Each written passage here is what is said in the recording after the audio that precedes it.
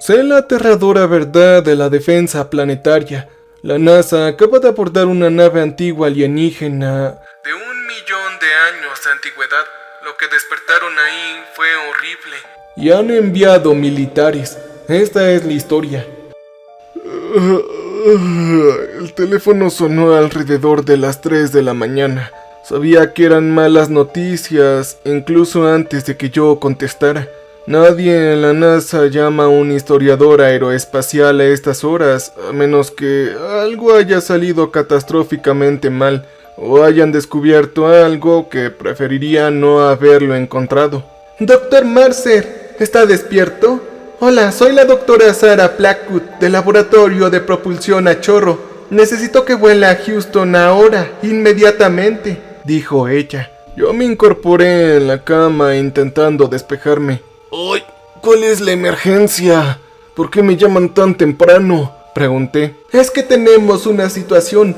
Un objeto enorme entró en órbita lunar hace 6 horas. El seguimiento inicial sugiere que es un asteroide, pero esa evaluación ya ha cambiado, dijo ella. La forma en que dijo cambió me heló la sangre. Yo llevaba 15 años estudiando anomalías aeroespaciales, catalogando cada incidente inexplicable que la NASA prefería olvidar. Ese tono significaba que habían encontrado algo que no figuraba en ningún libro de texto de ciencias. Así que yo proseguí.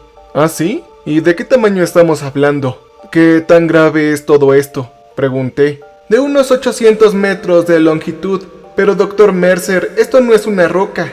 Nuestros escáneres de campo profundo detectan elementos estructurales, placas perforadas y compartimentos internos. Esto es artificial, no es algo natural, dijo ella. En ese momento se me secó la boca. ¿Me está diciendo que hay una nave espacial en órbita lunar?, pregunté. Le estoy diciendo que hay una nave abandonada del tamaño de 3 manzanas flotando a 60.000 kilómetros sobre la luna. Y necesitamos a alguien con tu experiencia para que nos ayude a averiguar qué demonios es esto, dijo. Yo ya estaba buscando mi ropa. Mi especialidad es el análisis histórico de incidentes aeroespaciales. Necesitaban xenoarqueólogos, no a un tipo que escribe artículos sobre programas de cohetes olvidados. Doctor, su padre, tengo entendido que era el comandante James Mercer, ¿verdad? Él era el piloto de la era Apolo, con misiones clasificadas de reconocimiento orbital a Marte. Ella mencionó. Que me dijera esto de mi padre me dejó completamente helado. Murió cuando yo tenía solo 12 años. Fue oficialmente en un accidente de entrenamiento, pero las circunstancias nunca me cuadraron. Habían demasiados expedientes sellados y demasiadas preguntas que nadie me respondería. ¿Qué tiene que ver mi padre con todo esto?, pregunté. Encontramos su nombre en unos archivos muy antiguos y clasificados, archivos que mencionan objetos similares detectados durante misiones de vigilancia en Marte en los años 70.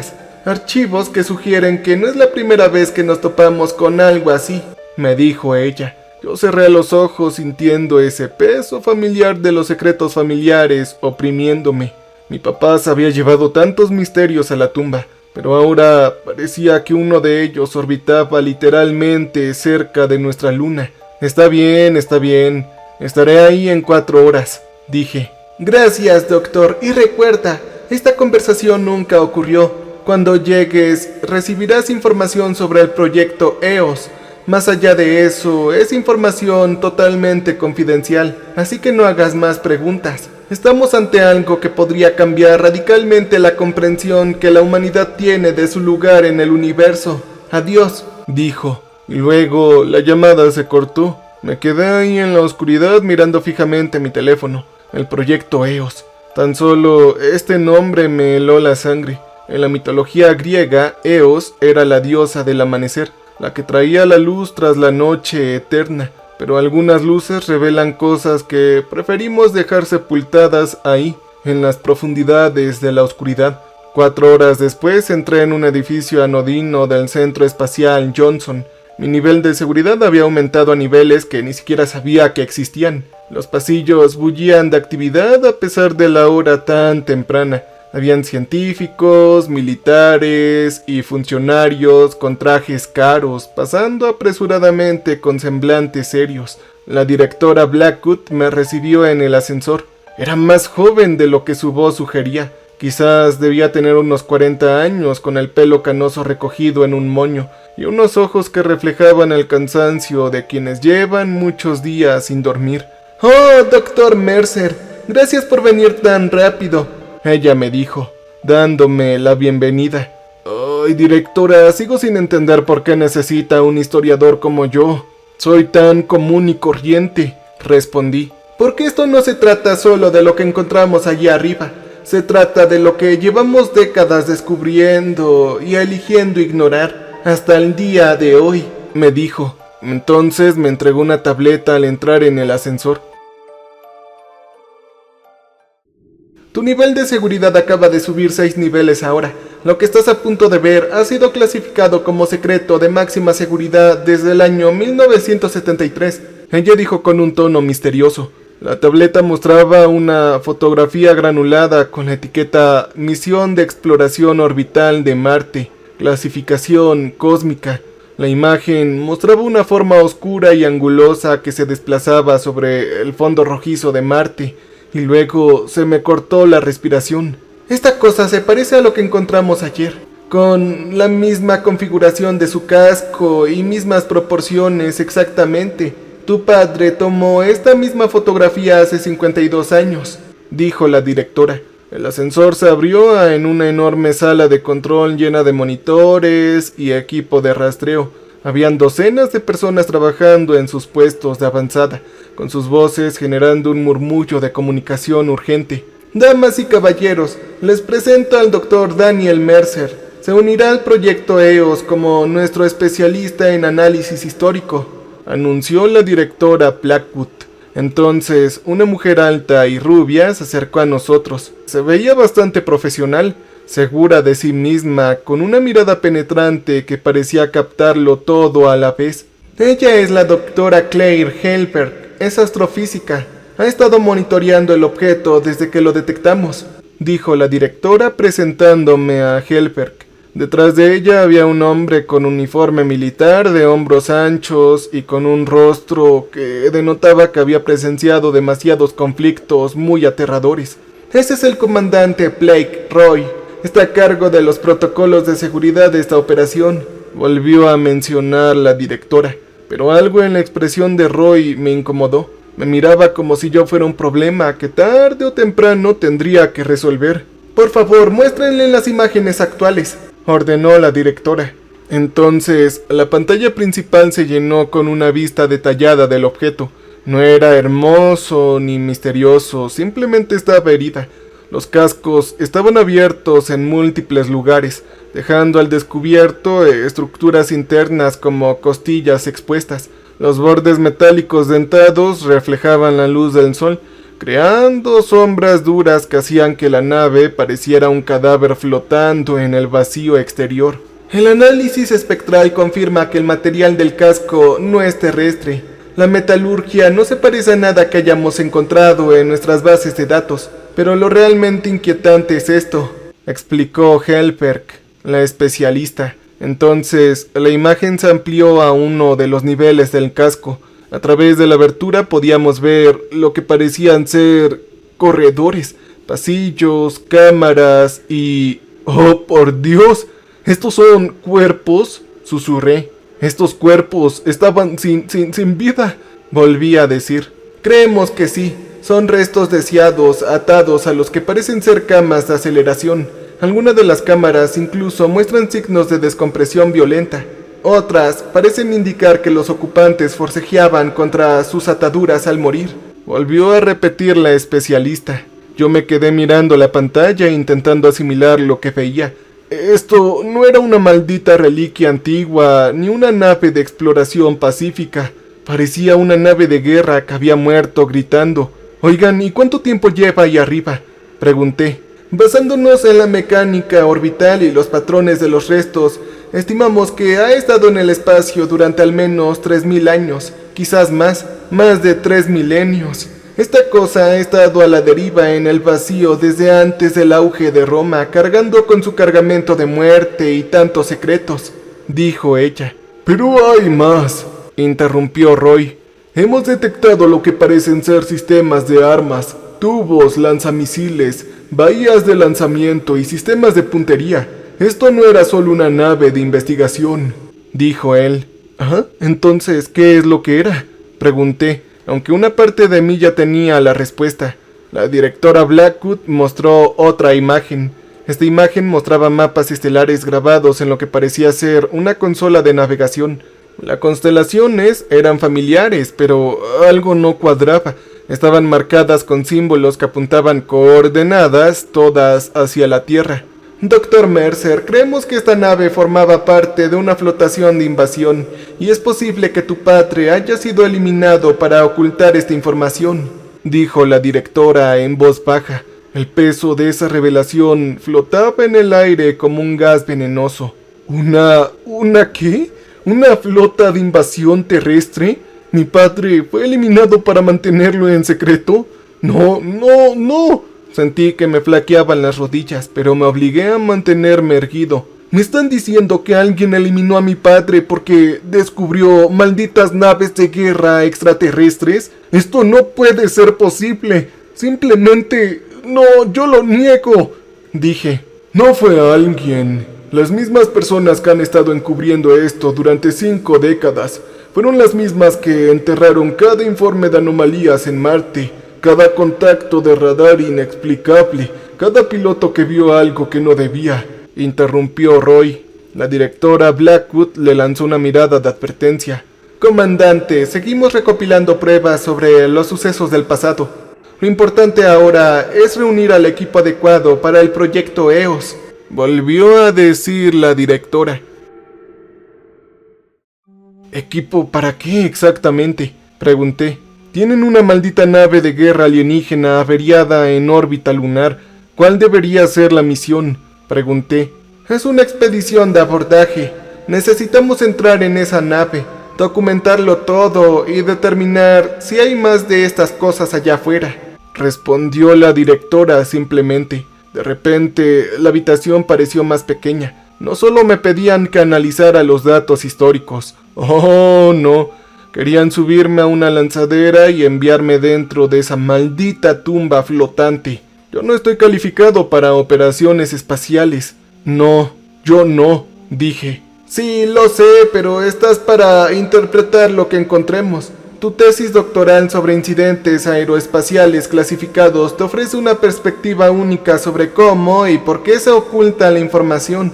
Además, las notas de tu padre mencionan detalles específicos sobre el avistamiento en Marte que coinciden con lo que estamos viendo ahora. Necesitamos a alguien que entienda su metodología, ofreció la directora. Antes de que pudiera responder, 2 personas entraron en la sala de control. La primera mujer era una chica morena de porte segura, que vestía un traje de ingeniería con parches de la NASA.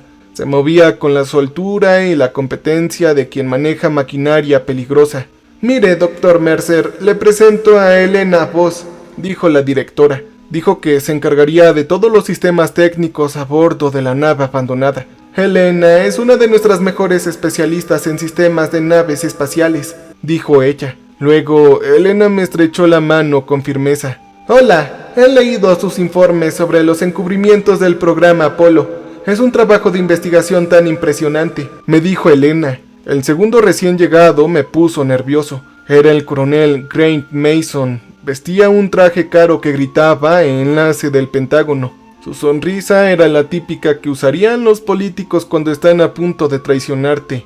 Dr. Mercer, es un placer conocerlo por fin. Yo represento ciertos intereses dentro del Departamento de Defensa que están muy entusiasmados con las posibles aplicaciones de este descubrimiento. Él dijo. Yo la verdad es que no pude ocultar mi disgusto. Estábamos hablando de estudiar una nave alienígena, no de extraer tecnología armamentística. De repente, la sonrisa de Mason no se desvaneció. Por supuesto, el estudio científico es nuestra principal preocupación, aunque si por casualidad descubrimos tecnologías defensivas que pudieran beneficiar la seguridad nacional, sería algo genial, continuó él. No, Esto es precisamente el tipo de pensamiento que le costó la vida a mi padre, respondí. Entonces, la temperatura en la habitación bajó a 10 grados. Roy se acercó con la mano apoyada en el aire, despreocupado en su arma reglamentaria. Doctor, creo que debe entender algo. Esta operación existe gracias a la voluntad de gente como el coronel Mason. O lo hacemos a su manera, o simplemente no lo hacemos, dijo Roy. Contrólate, Roy, advirtió la directora, pero su voz carecía de convicción, y me di cuenta de la horrible verdad. Esto no se trataba de una misión científica. Oh, no, era una operación de rescate con una fina capa de investigación. Querían armas alienígenas, y me involucraron porque los archivos de mi padre podrían ayudarles a encontrar este material valioso. Quiero ver sus notas ahora. Necesito ver todo antes de aceptar algo, dije. Mason intercambió una mirada con la directora. Me temo que el archivo completo de tu padre sigue clasificado por encima de tu nivel de autorización actual, dijo él. Entonces auméntame mi autorización o busca otro historiador, respondí. El silencio se prolongó hasta que Elena habló. Quizás deberíamos centrarnos en los desafíos técnicos inmediatos. La nave ha estado en el vacío durante mucho tiempo. Su integridad estructural es dudosa, por así decirlo. La atmósfera ahí desapareció hace mucho tiempo y no tenemos ni idea de qué tipo de contaminación podríamos enfrentarnos, dijo Elena. Buen punto. La especialista asintió. Yo he estado analizando las brechas en el casco. Algunas muestran patrones de explosión compatibles con explosiones internas. Esta nave no se fue a la deriva al espacio y se estrelló con algo. Algo violento ocurrió a bordo, dijo Helberg, la especialista. Yo volví a estudiar las imágenes, observando detalladamente los detalles que yo había pasado por alto. Habían marcas de quemaduras alrededor de ciertas aberturas, patrones de escombros que sugerían una descompresión rápida. Y había también un detalle inquietante, lo que parecían marcas de garras raspadas en el metal alrededor de una escotilla sellada. ¿Y si ellos no eran los atacantes? ¿Y si esta nave estaba huyendo de algo o alguien? Dije en voz baja. Roy se rió con aspereza. ¿Huyendo de qué? ¡Carajo! Estas cosas son depredadores alienígenas, Mercer. Por definición, ellos son la maldita amenaza, dijo Roy. ¿Sí? ¿Acaso lo son? Pregunté. Miren de nuevo estos mapas estelares. La coordenada puede apuntar a la Tierra. Así es, pero son antiguas, antiquísimas. ¿Y si esta nave formara parte de algún conflicto interestelar y trajeran la guerra a nuestro sistema solar como refugiados y no como invasores? Terminé de decir. Los refugiados no llevan lanzamisiles, doctor, señaló el coronel Mason. En eso te equivocas. Los refugiados sí lo llevan si acaso los persigue algo, dije. La idea heló en la sangre de todos los presentes. Una flota invasora era una cosa, pero la posibilidad de que nuestro sistema solar hubiera sido elegido como campo de batalla en alguna guerra cósmica era infinitamente peor. Tenemos que contactar con mi esposa, dije de repente. ¿De qué hablas? ¿A tu esposa?, preguntó la directora Blackwood, quien parpadeó sorprendida. Sí, mi esposa Nancy es lingüista, es especialista en lenguas muertas y comunicación simbólica. Si hay inscripciones o marcas dentro de la embarcación, ella podría interpretarlas mejor que nadie. Terminé de hablar.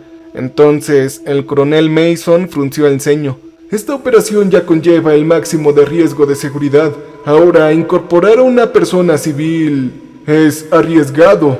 Mucho más que eso, dijo. No, ella no es una persona civil. Mi esposa ha estado trabajando en proyectos de traducción clasificados para el Departamento de Estado. Además, tiene autorización de seguridad gracias a su trabajo anterior en la autenticación de artefactos antiguos, dije. Era parcialmente cierto esto. Lo que no mencioné fue que Nancy llevaba años haciendo preguntas sobre la muerte de mi padre. Preguntas que habían tensado nuestro matrimonio porque yo tenía demasiado miedo de indagar más. Ahora yo necesitaba su experiencia. Y tal vez, solo tal vez, era hora de dejar de huir de los secretos familiares. ¿Y por qué no? De los secretos cósmicos. Está bien, la traeremos. pero firmará los mismos acuerdos de confidencialidad que todos los demás, decidió la directora. ¿Cuándo vamos a despegar?, preguntó Elena, la astronauta. En 72 horas, respondió Roy. Eso nos da tiempo para preparar la lanzadera, realizar las últimas comprobaciones de los sistemas e informar al equipo sobre los procedimientos de embarque, terminó de decir Roy. Teníamos 3 días para prepararnos para algo que podría reescribir la historia de la humanidad o acabar con todos nosotros en el vacío del espacio. Al terminar la reunión me quedé cerca de la pantalla principal, mirando fijamente aquella nave dañada flotando en el vacío.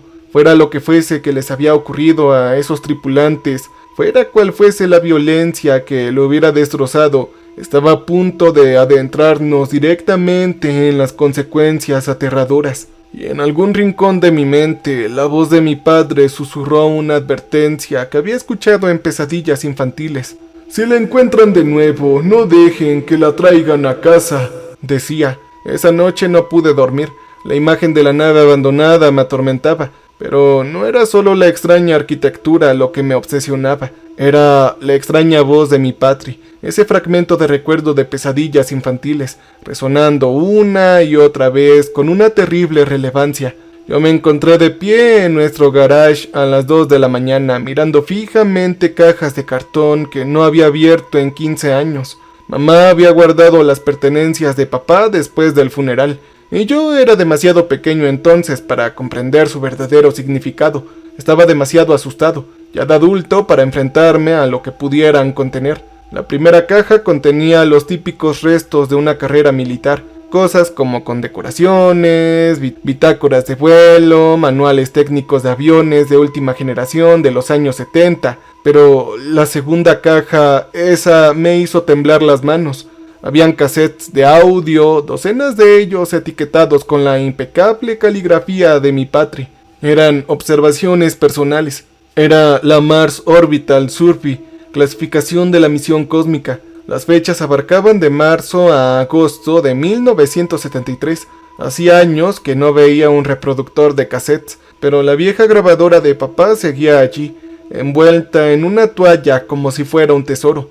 Me temblaban los dedos al cargar la primera cinta y pulsar reproducir. Se escuchó estática, y entonces la voz de mi padre emergió de entre 5 décadas de silencio. Notas personales. Soy el comandante James Mercer. Es 15 de marzo de 1973. Esta mañana logramos la inserción orbital en Marte. Los parámetros oficiales de la misión contemplan un estado mineral y un análisis atmosférico. Pero yo sé que hay algo más. Nos han hecho volar siguiendo patrones de búsqueda que no tienen sentido para un trabajo geológico, decía. Yo me dejé caer en la vieja silla, absorto. Este era mi padre como nunca lo había conocido. Vivo, con dudas y por supuesto asustado. 20 de marzo. Hay algo allá afuera. Henderson lo vio primero.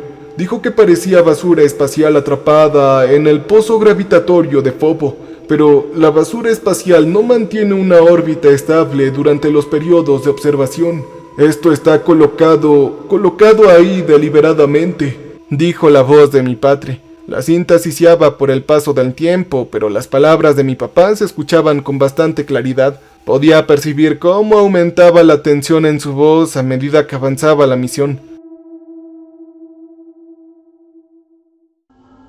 24 de marzo. Hoy estuvimos lo suficientemente cerca para confirmarlo visualmente. Esto no se trata de una basura espacial. Me temo que es una nave más grande que cualquier cosa que hayamos construido jamás. La configuración del casco sugiere que lleva siglos muerta, quizás más. Las marcas en la superficie indican daños de batalla. ¿Pero qué le sucedió a este caballo de batalla? No fue nada pacífico, eso puedo decir, dijo mi padre. Entonces se me heló la sangre. Una nave abandonada cerca de Marte, igual que la que encontramos orbitando en la Luna. 2 de abril. El mando nos ordenó mantener la distancia de vigilancia, pero Richardson sigue intrigado. Él activó el radar de escaneo profundo. Y oh, santo cielo, las lecturas de esta cosa indican que es hueca por dentro, con secciones compartimentadas como un buque de guerra. y hay más contactos a la deriva en el sistema exterior. Hay al menos otros 3. ¡Otros 3! Decía la grabación. Yo me quedé atónito. Habíamos encontrado una nave y pensábamos que era el descubrimiento del siglo, pero papá había visto una flota entera hace 50 años. 10 de abril. He estado teniendo sueños extraños, no los sueños normales. He visto visiones, tal vez.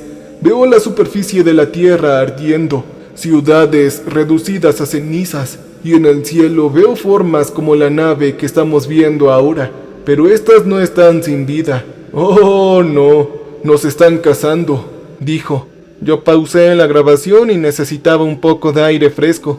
De repente el garage se sentía claustrofóbico, lleno de sombras que parecían moverse cuando no los miraba directamente. Las siguientes entradas se volvieron cada vez más perturbadoras. Papá describió el análisis de restos que se habían desprendido de la nave principal, con metal que cortaba las muestras del casco como si fueran mantequilla, sistemas de propulsión que desafiaban las leyes de la física conocida, y lo más escalofriante de todo, habían cámaras llenas de lo que él llamaba muestras biológicas en diversos estados de conservación.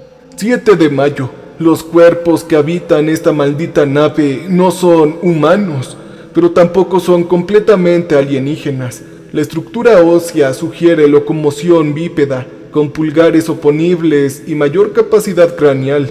Es como si alguien hubiera tomado la anatomía humana y lo hubiera mejorado, evolucionándola, haciéndola más fuerte, mucho más rápida, más resistente y más violenta, dijo. Yo pensé en los restos disecados visibles a través de las brechas de nuestra nave lunar abandonada. ¿Papá había estado observando la misma especie? ¿O era otra? 15 de mayo. Richardson se comporta de forma extraña desde que trajimos esa muestra de metal a bordo.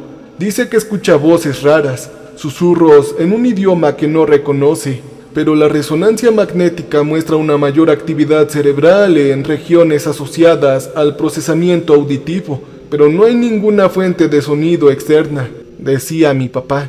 La calidad de la cinta se deterioró rápidamente, llenándose de interferencias que sonaban casi como voces susurrando atropelladamente. Cuando mi papá reanudó su narración, su tono había cambiado por completo. 22 de mayo. Tenemos que irnos. El mando quiere alargar nuestra misión, pero sé lo que realmente quieren. Ellos quieren que recuperemos tecnología de esa nave. Quieren las armas. No entienden con qué se están metiendo. Estas cosas no fallecieron de viejas ni por fallas mecánicas.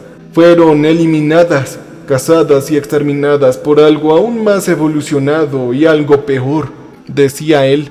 Yo podía escuchar el miedo genuino de él en la voz de mi padre.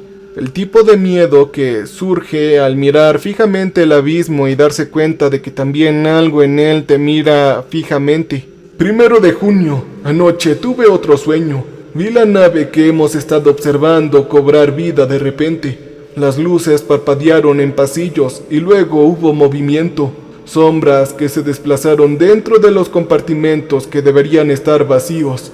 Mi compañero Richardson despertó gritando al mismo tiempo. Dijo que había soñado exactamente lo mismo. Dijo mi padre asustado. Las últimas anotaciones eran fragmentarias, registradas en susurros que sugerían que mi papá se escondía de su propia tripulación. 28 de junio. ¡Santo cielo! Piensan abordarlo. El mando ha autorizado una misión de aproximación cercana para mañana. Richardson se ha ofrecido voluntario para realizar una actividad extravehicular e intentar entrar por una de las brechas del casco. Yo intenté disuadirlo, pero no me hizo caso. Dice que las voces se hacen más fuertes, que lo llaman a casa, dijo. La grabación estaba plagado ahora de estática durante casi un minuto. Cuando se aclaró, la voz de mi papá apenas se escuchaba. 2 de julio. Richardson, me temo que él no regresó del intento de abordaje. Encontramos su traje flotando vacío cerca de la escotilla principal del barco abandonado. Era una cáscara vacía. No había cuerpo adentro ni señales de lucha. Simplemente, ¡pum!, desapareció, como si algo le hubiera arrancado de su equipo, dijo mi papá. Me di cuenta en ese entonces que estaba conteniendo la respiración porque ya estaba más que histérico. 15 de julio. Esta es la última entrada. Mañana regresaremos a casa, pero sé que querrán sesiones de información interminables. Querrán cada detalle de la nave, cada medida, cada fotografía de todo. Usarán lo que encontramos para construir armas, creyendo que pueden controlar la tecnología extraterrestre. Pero no es verdad. Yo he visto lo que es capaz esa tecnología. Lo he visto atraer mentes humanas a través del vacío del espacio. Y sé con absoluta certeza que si la encuentran de nuevo y si la traen a la Tierra, no será la humanidad la que se beneficie. Será lo que sea que eliminó a sus dueños originales, que aún esperan dentro de esos cuerpos inertes a nuevos huéspedes. Dijo la voz de mi papá hasta convertirse en un susurro. La cinta terminó con una última y escalofriante frase. Hijo, si estás escuchando esto ahora, por favor, no dejen que te contacten y mucho menos que traigan esa maldita cosa a casa, decía. Yo me senté en la oscuridad comprendiendo por fin por qué mi padre había fallecido en aquel accidente de entrenamiento. Había estado intentando impedir el proyecto EOS décadas antes de que tuviera siquiera un nombre, y ahora querían que yo terminara lo que lo había eliminado. La lanzadera Hermes se separó de la Estación Espacial Internacional con un golpe mecánico que me recorrió los huesos. Habían pasado 72 horas desde que escuché las cintas de mi padre, y aún sentía que estaba traicionando su última advertencia con cada kilómetro que recorría hacia la nave lunar abandonada. La trayectoria de aproximación parece estar despejada, informó Elena desde el asiento del piloto. No hay escombros ni rastros de estos. No hay señales de energía. Sea lo que le haya ocurrido a esa nave, lleva mucho tiempo sin aparecer por aquí, volvió a decir ella. A través de la mirilla, la nave pasó de ser un punto distante a una pesadilla inminente. Las fotografías no habían captado su verdadero esplendor. De cerca podía ver cómo el casco había sido abierto, como si un depredador enorme lo hubiera desgarrado desde adentro. Los bordes metálicos dentados capturaban la luz de las estrellas y la reflejaban en patrones fragmentados que me dolían al verlos directamente. «Dios mío, cariño», susurró Nancy a mi lado. Ella había llegado a Houston apenas hace unas horas antes del lanzamiento. Su dominio de los idiomas se consideraba esencial a pesar de las protestas del coronel Mason. Parecía que algo intentaba abrirse paso a mordiscos. El comandante Roy flotaba cerca de la esclusa de aire trasera, revisando su fusil de asalto por tercera vez. «Ok, se aplicará el protocolo de abordaje estándar. Permaneceremos juntos. Nos cubriremos las espaldas el uno al otro y no tocaremos nada a menos que Elena lo autorice primero. No habrá atmósfera aquí», nos recordó la especialista Helberg, consultando su tableta. «Este lugar supera el límite de medio de exposición al vacío total durante milenios. Lo que sea que haya adentro ha sido liofilizado en el espacio», terminó de decir la especialista. El acoplamiento duró 40 minutos angustiosos. Elena tuvo que maniobrar a través de un laberinto de escombros retorcidos para llegar a lo que parecía ser una esclusa de aire intacta. El metal a su alrededor estaba marcado con las mismas marcas de garras que había visto en las fotografías, pero los mecanismos de sellado parecían funcionar. «La puerta de presión indica 0 atmósfera más allá de esta escotilla», anunció Elena, pero la esclusa en sí parecía estructuralmente sólida. Pudimos entrar por parejas. Entré primero con Roy, principalmente porque no confiaba en que no me asustara e hiciera alguna tontería. La esclusa interior daba un pasillo que se extendía más allá del alcance de las luces de nuestros cascos, sumiéndose en una oscuridad absoluta. Las paredes estaban cubiertas de lo que parecían ser arañazos, como si algo con garras hubiera intentado frenéticamente perforar el metal sólido. Roy señaló con su rifle un pasadizo que se adentraba más en la nave. «Manténganse cerca, por favor, y con las luces de sus trajes al máximo. Desconocemos los peligros que podemos encontrar aquí», dijo. La arquitectura nos resultaba inquietante, de una forma que yo no podría describir. Las proporciones eran extrañas, diseñadas por seres más altos y corpulentos que los humanos. Las puertas tenían casi 3 metros de altura y los pasillos eran lo suficientemente anchos como para que 4 personas caminaran cómodamente de un lado a otro. Nosotros llegamos a la primera cámara de la tripulación tras recorrer un laberinto de pasadizos interconectados. Los escáneres técnicos de Elena habían detectado en esta sección lo que parecían ser módulos habitables. Lo que encontramos superó todas nuestras expectativas. La cámara era enorme, como una catedral construida para gigantes. Las camillas de aceleración se alineaban contra las paredes en filas ordenadas, cada una equipada con sistemas de sujeción que parecían más grilletes de prisión que de equipo de seguridad. La mayoría de las camillas estaban vacías. Sus ocupantes habían desaparecido hace rato, pero no todos. ¡Santo cielo! Nancy respiró hondo a través del sistema silencioso. 7 camillas aún contienen sus ocupantes, dijo ella. Los cuerpos estaban disecados, pero notablemente conservados. Sus rasgos eran claramente visibles a pesar de milenios de exposición al vacío. No eran humanos, pero tampoco eran completamente extraterrestres. Tenían cráneos alargados, cajas torácicas más anchas, brazos que parecían demasiado largos para sus torsos, justo como mi padre los había descrito en sus grabaciones de Marte. Miren las ataduras, no están simplemente sujetas, están destrozadas. Estos seres luchaban contra sus ataduras cuando fallecieron, señaló Elena. Yo me acerqué para examinar uno de los cuerpos. El rostro de la criatura estaba congelado en lo que parecía ser un grito de rabia o terror. Sus garras habían desgastado los reposabrazos metálicos donde había intentado liberarse. Eran prisioneros. Yo me di cuenta de que esto no era solo un camarote de la tripulación, era una celda de contención. ¿Pero para qué? Esa era la pregunta. Roy mantenía su arma apuntando a los cadáveres como si pudieran cobrar vida de repente. ¿Prisioneros de qué o qué? No hay nadie más aquí, dije. Quizás sí, quizás quienes lo custodiaban sigan a bordo, dijo la especialista Helbert en voz baja. La comprensión nos golpeó a todos al mismo tiempo. Habíamos asumido de que se trataba de una nave abandonada con su tripulación sin vida hace mucho tiempo. Pero, ¿qué pasaría si hubieran sobrevivido en compartimentos sellados? ¿Y si hubiéramos entrado en su nave prisión? Entonces, un nuevo sonido resonó en la cámara, apenas audible a través de los micrófonos de nuestros cascos. Un golpeteo rítmico como de metal contra otro metal proveniente de las profundidades de la nave. ¿Escucharon esto?, pregunté. Es expansión térmica. El metal se contrae al ajustarse a las firmas térmicas de nuestros trajes, dijo Elena, pero su voz carecía de convicción.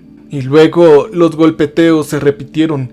3 golpes deliberados seguidos de silencio. De nuevo alguien o algo se trataba de comunicar.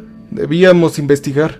Eso fue lo que decidió Roy. Si hay supervivientes a bordo de esta nave, representan una valiosa fuente de información o tal vez una amenaza inminente. Debemos checarlo, dijo Roy. Pueden ser ambas cosas, añadió mi esposa Nancy con tono sombrío.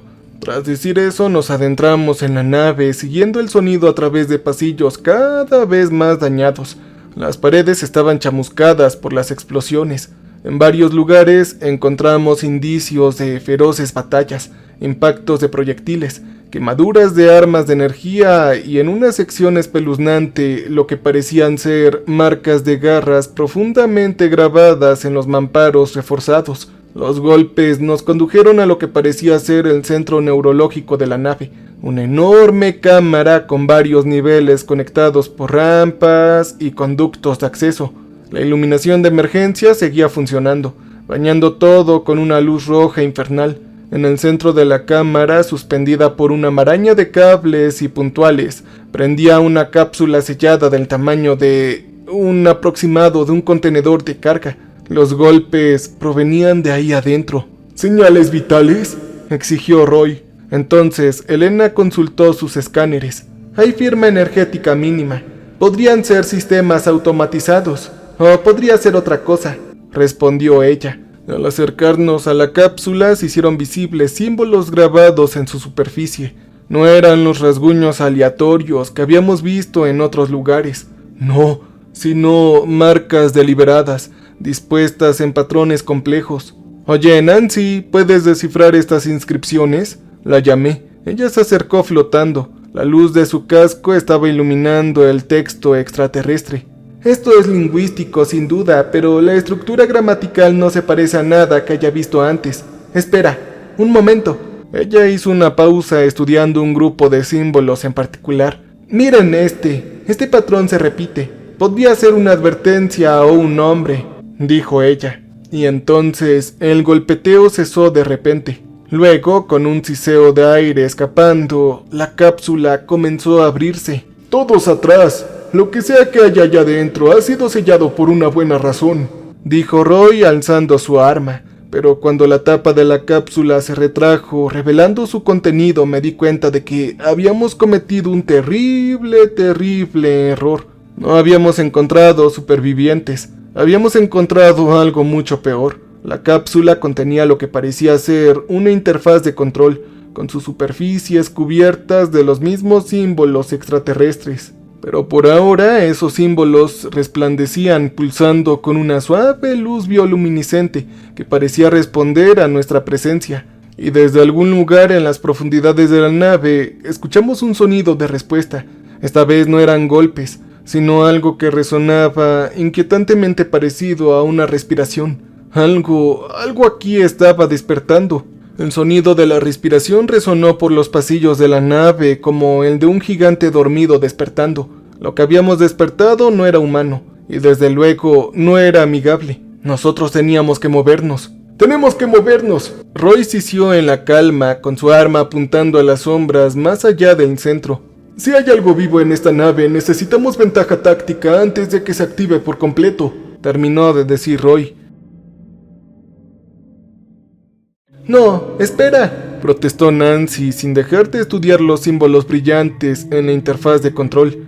«Estas marcas no son solo decorativas, son instrucciones y procedimientos operativos para algo», dijo ella. «¿Para qué, cariño?», pregunté, pero incluso mientras preguntaba, una terrible sospecha se formaba en mi mente. Los escáneres de Elena emitieron un pitido urgente. Los niveles de energía se dispararon por toda la nave. Sea lo que sea ese sistema de respiración, estaba obteniendo energía de múltiples fuentes. Muchos sistemas se estaban activando simultáneamente.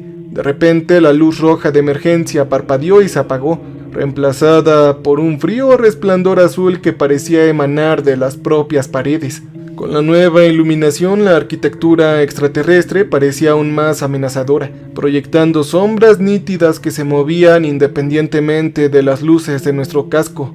«Por aquí, vengan. Si se trata de supervivientes, quiero saber qué tipo de armas podrían tener», ordenó Roy señalando el pasadizo que los escaneos iniciales de Elena habían identificado como la entrada a las secciones de carga. Nosotros nos movimos por pasillos que se ensanchaban progresivamente a medida que nos acercábamos a las zonas de almacenamiento de la nave. Las paredes representaban distintos patrones de daños, no marcas de garras ni impactos de explosiones, sino cortes precisos, como si algo hubiera atravesado metódicamente las barreras reforzadas. La primera bodega de carga a la que entramos contradijo todas mis suposiciones sobre el propósito de esta nave. «¡Oh, santo cielo!», susurró Elena. La cámara se extendía más allá de nuestro alcance óptico, repleta de hileras e hileras de cápsulas cilíndricas, pero no se trataba de camarotes ni compartimentos para pasajeros, sino de almacenes de armas. Cada cápsula contenía lo que parecía ser un misil o proyectil, con las mismas marcas de símbolos extraterrestres grabadas en la superficie que habíamos visto en la interfaz de control. Pero estas armas no estaban diseñadas para el combate entre naves, eran demasiado grandes, demasiado sofisticadas, diseñadas para el bombardeo planetario. «Oigan, ¿cuántos estamos viendo esto?», pregunté, aunque una parte de mí no quería saber la respuesta. Elena consultó sus escáneres. «El recuento inicial sugiere a más de 300 unidades individuales. Cada una parece tener un aproximado el tamaño de un misil de un crucero, pero su potencia es descomunal», dijo Elena. Roy se acercó para examinar una de las armas. «No son explosivos convencionales. Fíjense en los sistemas de contención. Chequen el blindaje electromagnético. Están diseñadas para transportar algo que debe mantenerse aislado hasta su despliegue. Son armas extrañas, dijo Roy. No, estas son armas biológicas, sugirió mi esposa Nancy. No, era peor aún, me di cuenta, recordando las descripciones de mi padre sobre la nave marciana, los agentes químicos y los convertidores atmosféricos. Estos no estaban diseñados para destruir ciudades, sino para transformar ecosistemas planetarios enteros. Las implicaciones me golpearon como un puñetazo. No se trataba solo de una flota de invasión, sino de una armada de terraformación diseñada para crear mundos según las necesidades de sus constructores. ¡Miren esto!, Elena llamó desde el otro lado de la bahía. Había encontrado una sección donde faltaban varias cápsulas, dejando las cunas vacías. Estos espacios estaban libres. Alguien ya había desplegado parte del arsenal, y se me heló la sangre. ¿Cuántos faltan?, pregunté. Al menos 40 unidades solo de esta bahía, dijo ella. Y los escaneos de Elena mostraron 2 secciones de carga más con distribuciones similares. El sonido de la respiración volvió ahora más cerca, acompañado de lo que parecían ser pasos que resonaban en los pasillos cercanos. Lo que habíamos despertado se dirigía hacia nosotros. Teníamos que salir de aquí. ¡Vámonos ahora!, decidió Roy. De vuelta a la lanzadera, reportamos lo que encontramos y dejamos que el mando decidiera cómo proceder. No, dije con firmeza, no podemos irnos. ¿No entienden lo que significa esto? Si faltan 40 armas, podrían haber sido desplegadas en cualquier parte, ya sea la Tierra, Marte o las colonias exteriores. Necesitamos averiguar dónde carajos están, dije. Esa no es nuestra misión, Mercer. Nuestro trabajo era reconocimiento y evaluación. Ya lo hemos evaluado. Esta nave representa un peligro claro e inminente para la supervivencia humana, me replicó Roy.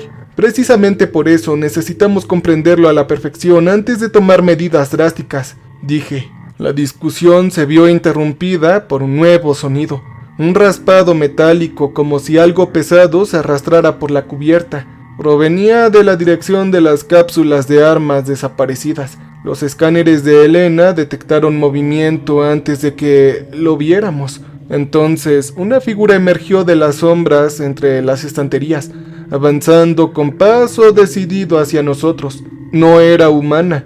El ser medía casi 3 metros de altura. Su cuerpo alargado estaba envuelto en lo que parecía ser una armadura ecológica o ambiental, pero la armadura estaba dañada, con cables y tubos colgando sueltos de las perforaciones. A través de esas grietas en el blindaje pudimos ver carne disecada, que parecía haber sido secada al vacío durante siglos y siglos. «Ese es uno de los guardias», susurró Nancy desde el nivel de la prisión. «De alguna manera sobrevivió», volvió a decir Nancy. Entonces, la cabeza de la criatura se giró hacia nosotros con precisión mecánica, y vi algo que me hizo perder la cabeza. Su rostro fue parcialmente cibernético, con componentes artificiales injertados directamente en tejido orgánico. Una de sus cuencas oculares albergaba un conjunto de sensores brillantes que se fijaron en nuestro grupo con una inteligencia inconfundible. Cuando habló, la voz llegó a través de nuestros sistemas de comunicación en los cascos, traducido en nuestro idioma perfecto. Los prisioneros escaparon de los protocolos de contención, iniciando los procedimientos de recaptura. Hay que entregar las armas y adaptar posiciones de sumisión, dijo Roy alzando su rifle con furia. Oye, no lo hagas, le advertí. Si ha estado custodiando esta nave durante miles de años, probablemente sabe cosas que necesitamos comprender, dije. Pero Roy ya estaba apretando el gatillo. La bala impactó en el centro del cuerpo de la criatura, atravesando su armadura dañada con una lluvia de fragmentos metálicos. El impacto lo hizo tambalear hacia atrás, pero no fue la suficiente fuerza para derribarla. En vez de eso, se llevó la mano a la espalda y sacó algo que parecía una mezcla entre una picana eléctrica y un lanzallamas. «Se impondrá la obediencia, quieran o no», anunció el guardia alzando el arma. Fue entonces cuando Elena tomó una decisión que nos salvó la vida.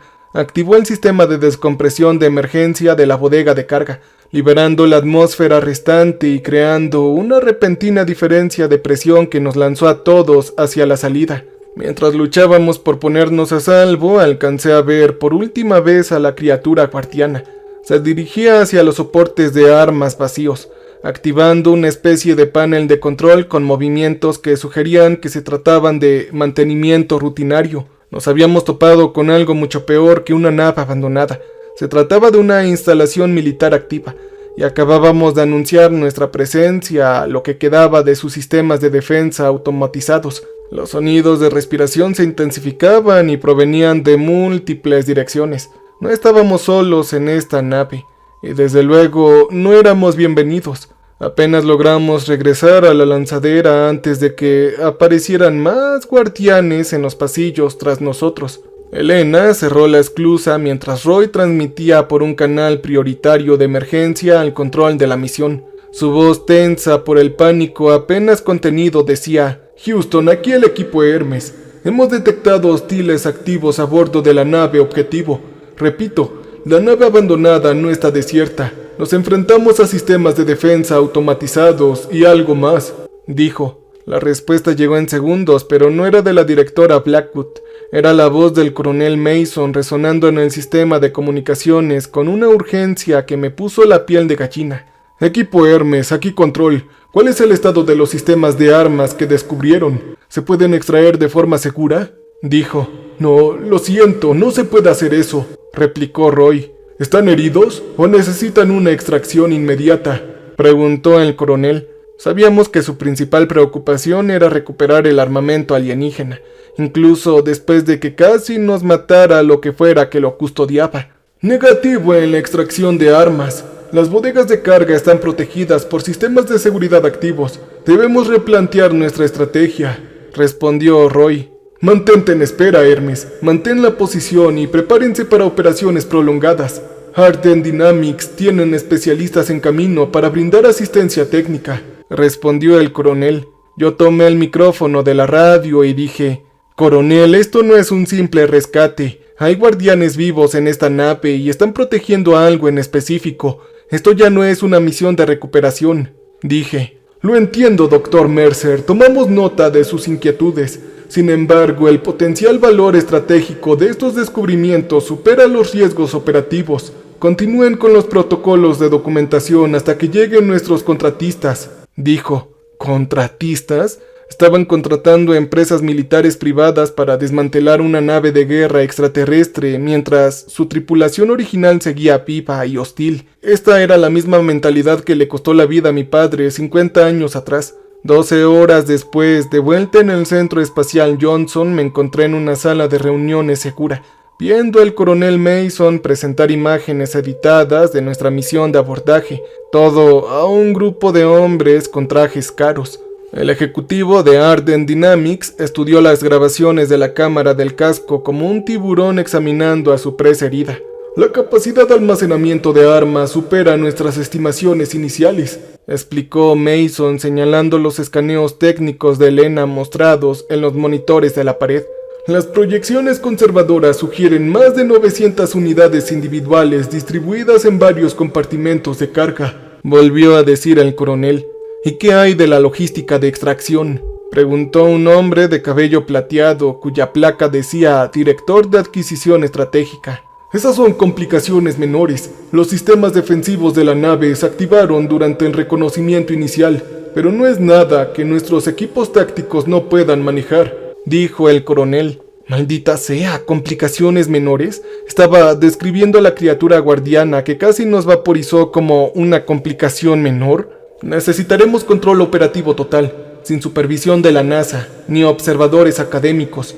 Ahora esto es un asunto de seguridad nacional, insistió otro ejecutivo. Los observé repartiéndose la tecnología alienígena como si fueran tiburones corporativos desmantelando a un competidor, y entonces un escalofrío me recorrió el pecho. Esto no tenía nada que ver con comprender lo que habíamos encontrado, no. Se trataba de convertirlo en un arma antes de que nadie más pudiera hacerlo. Mientras las reuniones continuaban, me escabullí y me dirigí a la sección de archivos donde trabajaba mi esposa Nancy. La habían contratado supuestamente para ayudar a traducir las inscripciones alienígenas, pero yo sabía que su verdadero talento era encontrar conexiones que otros pasaban por alto. Yo la encontré encorvada sobre una terminal de computadoras en una sala de investigación restringida, rodeada de impresiones y documentos históricos. Su expresión era sombría. «Cariño, tienes que ver esto. He estado comparando los símbolos de tu nave con informes de misiones archivados de los años 70. Las mismas marcas aparecen en archivos clasificados de los estudios orbitales de Marte», dijo ella, abriendo un documento digitalizado titulado Análisis de la fase 3 del proyecto de exploración profunda. Las páginas estaban muy censuradas, pero quedaba suficiente texto para hacerse una idea inquietante. Este era un informe presentado por el comandante Richardson. «¿Ese no es el piloto que tu padre mencionó en sus cintas?», ella me preguntó. «Sí, así es. Es el que desapareció durante el intento de abordaje». Nancy resaltó una sección del texto sin censurar. Richardson describió haber encontrado cápsulas de armas idénticas a bordo de la nave abandonada en Marte. Eso lo sabía, pero luego Nancy dijo: «Fíjate en esta lista de inventario», dijo. Las cifras me helaron la sangre. La nave marciana transportaba más de 1500 armas. Nuestro descubrimiento lunar era solo una parte de un arsenal mucho mayor. Y mira, hay más. La NASA rastreó objetos distintos que abandonaron la órbita de Marte a finales de 1973, todos siguiendo trayectorias hacia el sistema solar interior. Los informes finales de tu padre mencionan intentos de interceptarlos, pero las misiones se cancelaron en el último minuto. Hubieron 4 naves. Una había alcanzado la órbita lunar y ahí se averió. Pero ¿dónde están las otras 3? Lo realmente inquietante es lo siguiente, dijo ella, continuando. Abrió otro documento y dijo: Art Dynamics no presentó una oferta para este contrato ayer. Llevan presionando para obtener derechos de adquisición de tecnología alienígena desde 1974. Ella mencionó. Carajo, siempre supieron de los descubrimientos en Marte, dije. Las implicaciones impactaron como un golpe físico. Esto no fue una reacción espontánea a nuestro descubrimiento. Fue la culminación de un plan de 50 años para obtener armas muy peligrosas, con la eliminación de mi padre como primer paso. Oye, ¿tenemos que advertírselo a los demás?, dije. ¿Advertirles sobre qué? ¿De que el gobierno lleva medio siglo planeando saquear naves extraterrestres? ¿De que cada misión a Marte era en realidad una búsqueda del tesoro de armamento avanzado? Ella me dijo. Antes de que pudiera responder, las alarmas comenzaron a sonar por toda la instalación. Las luces de emergencia bañaron los pasillos con un rojo pulsante mientras los anuncios automáticos resonaban desde los altavoces del techo. Todo el personal, diríjase a sus puestos de emergencia. Lanzamiento no autorizado detectado desde la plataforma 7. Repito, lanzamiento no autorizado en curso, decía la voz robótica. A través de las ventanas de la sala de archivos vimos un cohete de gran potencia ascender hacia el cielo nocturno. Su estela de escape surcaba las estrellas como una cicatriz. Esto no estaba en la agenda de hoy, susurró mi esposa. Activé el canal de comunicaciones de emergencia y escuché la voz de Elena. Estaba tensa por el miedo. Control de tierra. Aquí Elena Voss, a bordo de un vehículo no autorizado, dijo ella. Mason y sus contratistas se han apoderado de una lanzadera de carga. Regresan a la nave abandonada sin autorización, dijo. La voz de Roy rompió la estática. Tienen equipo de extracción militar, cortadores de plasma y ganchos electromagnéticos, todo lo necesario. Planean abrir esa nave como si fuera una lata inútil, dijo Roy. ¿Puedes detenerlos?, pregunté. No, desde aquí no. Desactivaron los sistemas de vuelo desde nuestra lanzadera antes de partir. Estamos en tierra hasta que mantenimiento pueda establecer la energía, respondió Roy. Observé la luz menguante del cohete, comprendiendo la magnitud de la traición de Mason. Nunca tuvo la intención de estudiar la nave. Había planeado saquearla desde el principio sin importarle los riesgos, y en algún rincón de mi mente volví a escuchar la voz de mi padre. Si lo encuentran de nuevo, hijo, no dejes que lo traigan a casa, decía, porque él sabía que esto sucedería.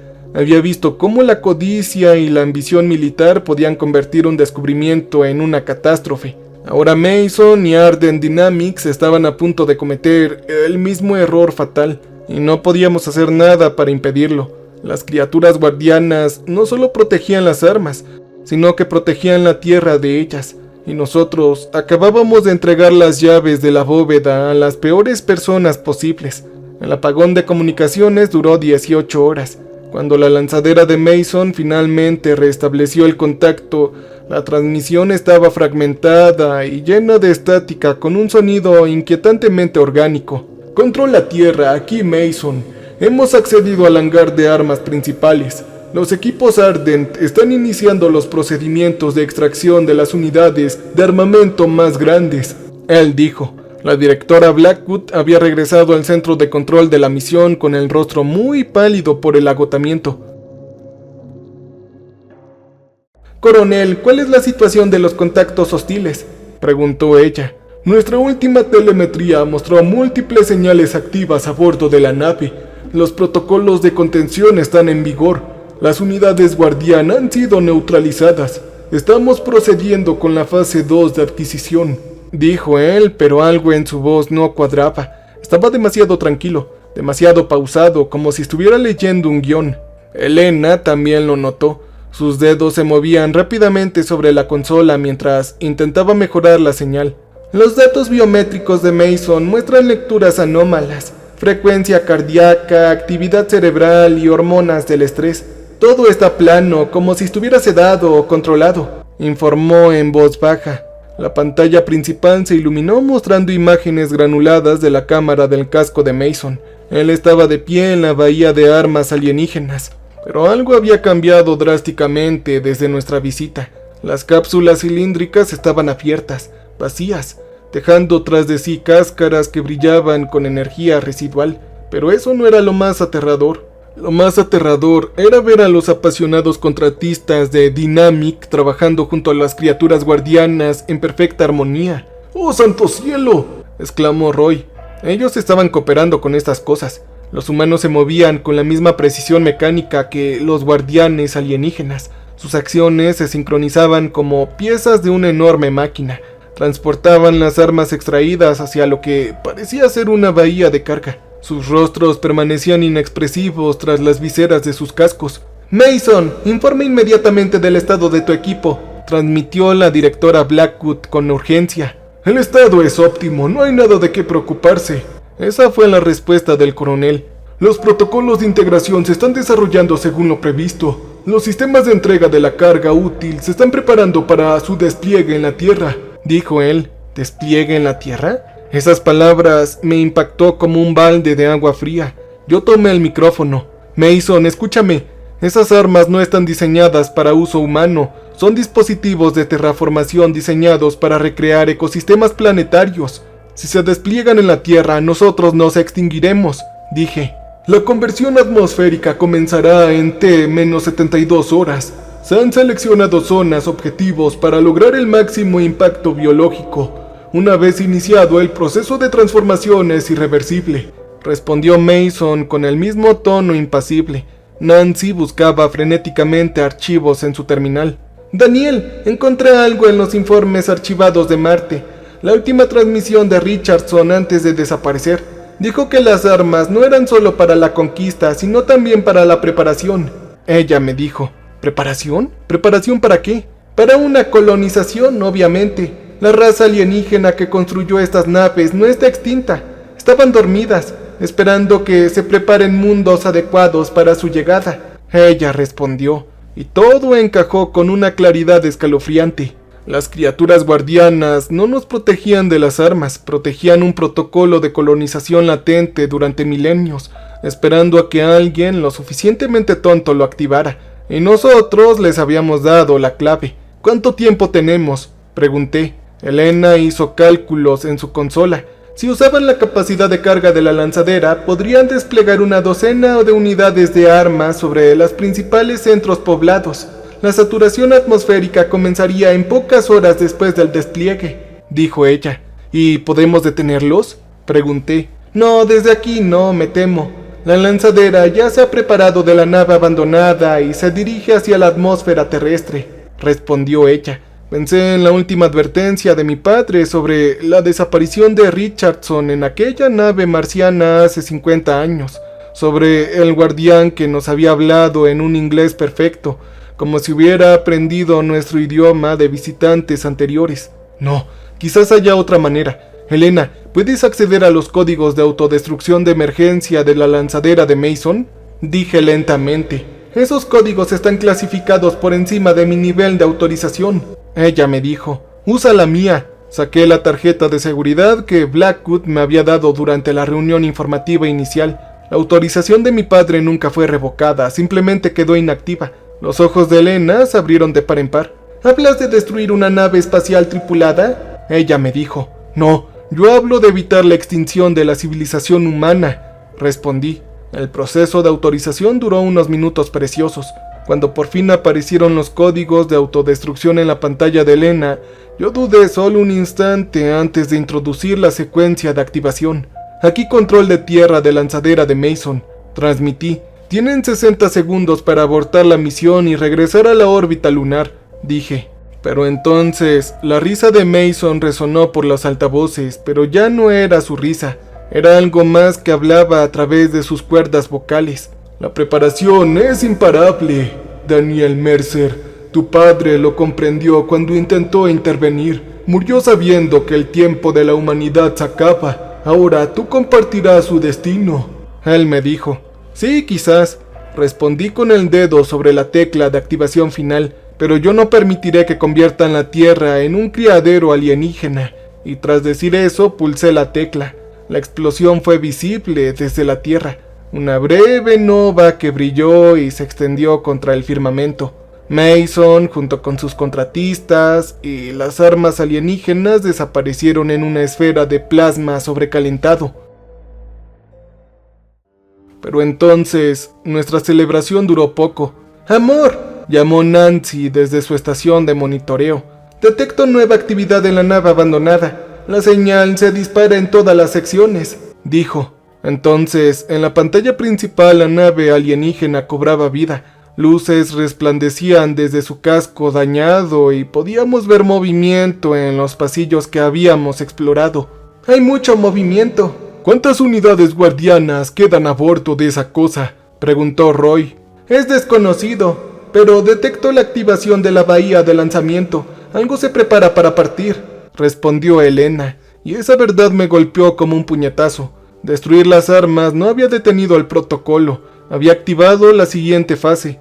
Una nave más pequeña se preparó del casco del Derrick. Su trayectoria apuntaba directamente a la Tierra. A diferencia de las armas que destruimos, esa nave estaba intacta y en perfecto estado de funcionamiento. Es una nave de reconocimiento. Vienen a investigar por qué falló el proceso de terraformación, respondió la directora Blackwood. Yo observé la nave que se acercaba, comprendiendo por fin que mi padre se había equivocado en algo. La raza que construyó estas naves no estaba extinta ni dormida, simplemente eran muy pacientes. ¿Cuánto falta para que llegue a la Tierra?, pregunté. 18 horas, me temo, respondió Elena en voz baja. 18 horas hasta el primer contacto con una especie que veía a la humanidad como simples bacterias que debían ser eliminadas antes de la colonización. Yo tomé el teléfono de emergencia que conectaba directamente con la sala de crisis de la Casa Blanca. Hola, habla el Dr. Daniel Mercer del proyecto EOS. Necesito hablar con el presidente inmediatamente. Tenemos 18 horas aproximadamente para prepararnos para una invasión alienígena, dije. Mientras esperaba que se conectara la llamada, pude escuchar la voz de mi padre por última vez. Si lo encuentran de nuevo, no dejes que lo traigan a casa, decía, pero ya era demasiado tarde. Ellos estaban viniendo hacia acá, y les habíamos indicado exactamente dónde encontrarnos. La voz del presidente era firme, pero a través de la línea segura podía percibir el peso de las decisiones imposibles que lo abrumaban. Dr. Mercer, ¿me está diciendo que tenemos menos de 18 horas antes de que extraterrestres hostiles alcancen la órbita terrestre?, me preguntó. Sí, así es, señor. La nave exploradora despegó de la nave abandonada tras destruir su arsenal de armas avanzadas. Ellos vienen a investigar por qué falló su protocolo de terraformación, dije. ¿Qué opciones tenemos ahora?, él me contestó. Observé la sala de control de la misión, donde las mentes más brillantes de la ingeniería aeroespacial miraban fijamente las pantallas de seguimiento con expresiones de horror apenas contenidas. Elena realizaba cálculos de intercepción mientras Roy coordinaba con los sistemas de defensa orbital de la NOAA. Sinceramente, señor, estamos ante un primer contacto con una especie tecnológicamente superior que considera a la humanidad un obstáculo para la colonización. Nuestras armas convencionales no serán efectivas contra los materiales de sus cascos, dije. ¿Qué recomienda hacer entonces?, me preguntó, y antes de que pudiera responder, Nancy apareció a mi lado sosteniendo una hoja impresa con manos temblorosas. Amor, encontré algo en la última transmisión de tu padre, algo que se nos escapó, dijo. Ella me entregó el documento. Era la última página de los informes de la misión a Marte de mi papá, antes clasificados y fuera de mi alcance. Pero ahora, con el mundo al borde de la extinción, todos los protocolos de seguridad se habían suspendido. Las naves alienígenas no eran solo plataformas de armas. Leí en voz alta. Verá, presidente, el comandante Richardson descubrió que sus sistemas primarios están integrados biológicamente. Los guardianes no son robots, están unidos simbióticamente a la conciencia de la nave. Escuche muy bien, simbióticamente, y esa conciencia se está extinguiendo, dije. Yo comprendí las implicaciones de inmediato. La nave exploradora no venía a investigar, venía a morir. Yo se lo expliqué rápidamente al presidente. Señor, estas naves han estado a la deriva durante milenios porque sus componentes biológicos están fallando. Las armas de terraformación fueron su último intento desesperado por crear mundos habitables antes del colapso total del sistema. Entonces, ¿me está diciendo que no representan una amenaza?, él me preguntó. No, señor presidente, digo que son una amenaza moribunda, lo que las hace infinitamente más peligrosas.